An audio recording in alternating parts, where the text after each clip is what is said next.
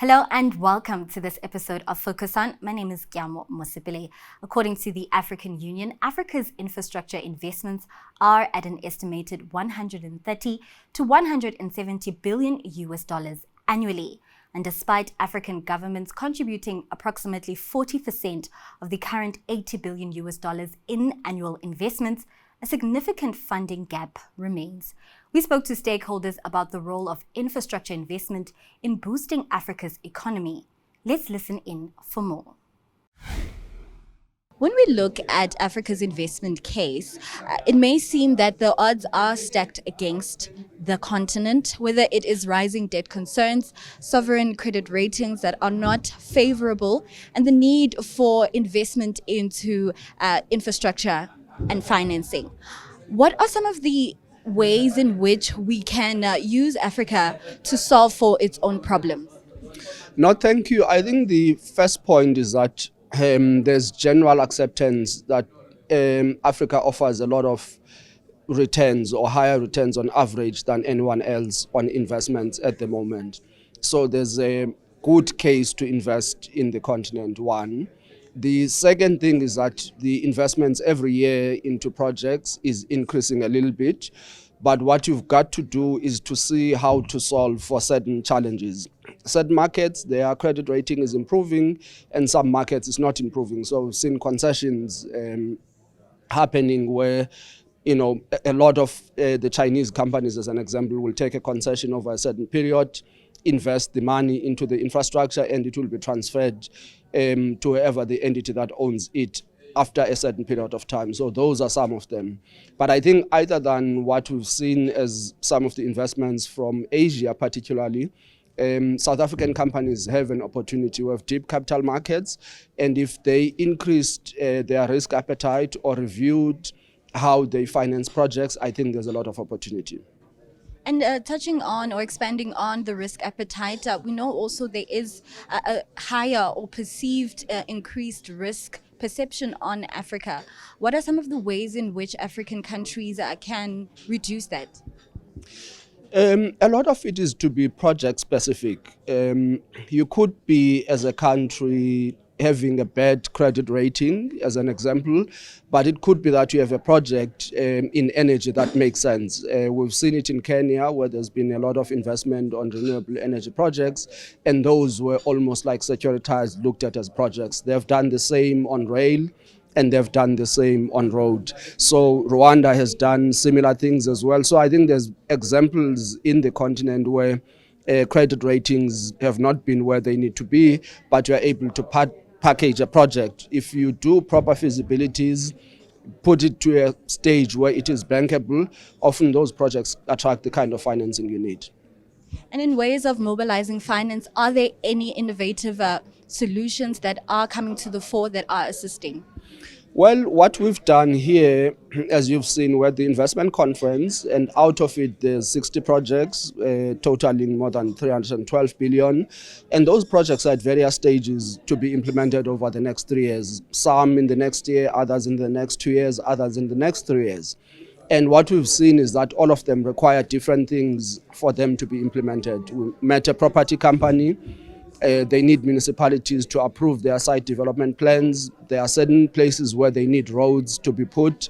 And in some instances, they will then, in the future, as they expand, require additional electricity, additional sewer, and many of those. So they need, for their own pipeline, to have predictability on when they can get the approvals or when the infrastructure can come. So that becomes sometimes the role of government in getting into it.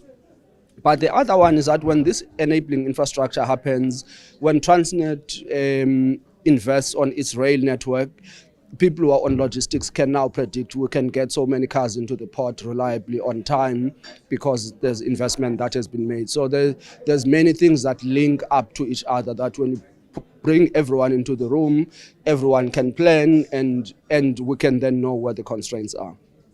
You make mention that the needs of the continent are region-specific. Infrastructure needs to be exact.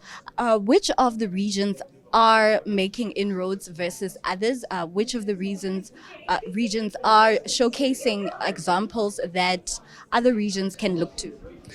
Well, I think there's different things that have happened all across the continent, mega projects. Egypt has had new cities that they've developed. They've been bold in what they've done. They've invested on tourism infrastructure, and they've been, doing fairly okay in bringing tourists back to where Egypt used to be before they had the riots. So again, a mega project. Nigeria has had mega projects. Well, there's the oil refinery one. But outside of that, in Victoria Island, for example, there was a big project, I think they called it Eco Signature. One of the big projects they've done, Herith, which is a South African company, has put in money into energy projects in Nigeria. I've mentioned East Africa on rail infrastructure, energy that they've done. Just across the border from us, we've seen Botswana as well doing a bit well. So there's mixed examples that you can pick in the continent of where there are good successes on large-scale projects. And while there are a lot of challenges, there are also a lot of opportunities. When we look at Agenda 2063, solving for Africa's problems and ensuring we have the Africa that we want, just expand on that and some of the possibilities that lie ahead. Thank you very much for having us. As Outer NEPAD, we are actually the implementing agency of Agenda 2063. We have been charged by the African Union, as you know, which is comprises of all the African countries in the continent. And we're very excited. Right now, we are in the second decade of the implementation of Agenda 2063. And you remember that this strategy or the plan was launched in 2013. And in 2023, it was then 10 years since Agenda 2063 began being implemented. So we now have a report that looks at how we performed against the goals of Agenda 2063 in the past 10 years, from 2013 to 2023. And we have found that in the past decade, there has been quite a lot that has been implemented, right?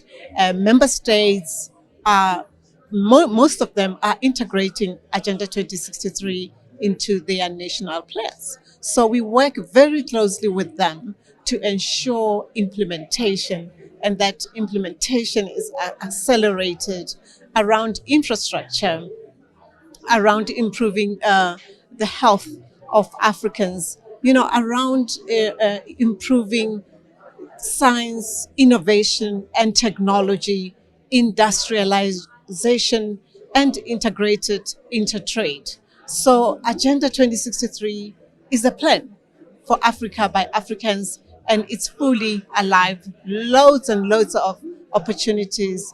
We have seen now that the Africa Trade AFCFTA is, on the ball.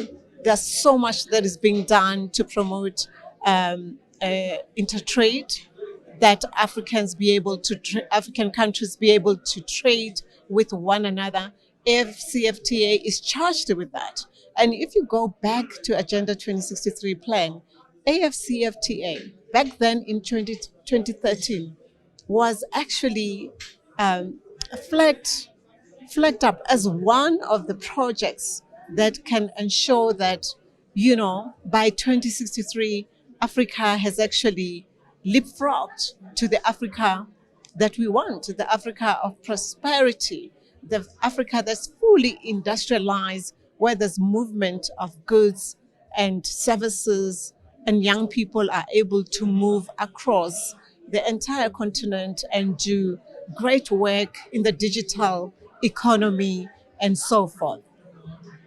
Now, continuing on the AFCFTA, and mention that was made on today's panel is ways in which we can integrate inter-African trade and regional integration. When we look at some of the strategic pillars of Agenda 2063, what would you say are the initiatives that are working best and are building the most progress? So we have at African Union Development Agency, we have a fantastic program called Skills Initiative for Africa. This program is really driving, the upskilling of young people, entrepreneurs, and women across the continent, and this is really yielding quite a lot of results. When I looked at the last figures, we had about close to 15,000 young people who have been trained, in the past few years, especially on the using technology for business and understanding how you can really trade online and you can benefit from, the platforms, e-commerce platforms that we know that are now available. So it's really, really fantastic to see projects like that come into being, particularly on training young women, young people, and women. So we are very excited about. But the mental infrastructure, of course, has got quite a lot to do with member states as well, working with us in terms of really driving awareness of Agenda 2063. This is a plan for Africa's development.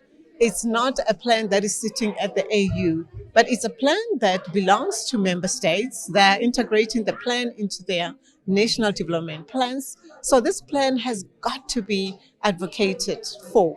And that's what we do at African Development Agency.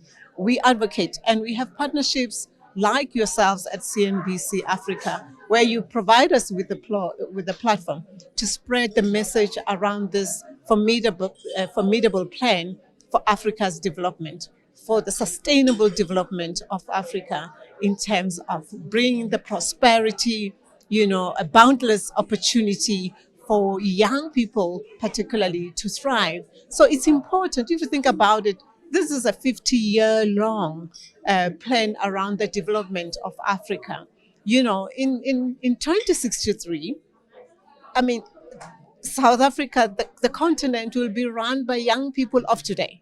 So it's very important that we get them to understand the plan so that they can align their studies and what they are doing. I mean, you heard today that we have insufficient amount of engineers in the continent to actually help us tackle the infrastructure backlog that we have. So let us actually get through to the young people for them to understand that, perhaps I should be taking studies in engineering because Africa needs engineers. So it is important that young people get to know about Agenda 2063, its vision and its goals, and what we need to do to really get to the Africa we want of prosperity by the year 2063. And that's how we wrap up this episode of Focus On. From me, Gyama Mosipele, and the rest of the team, it's until next time.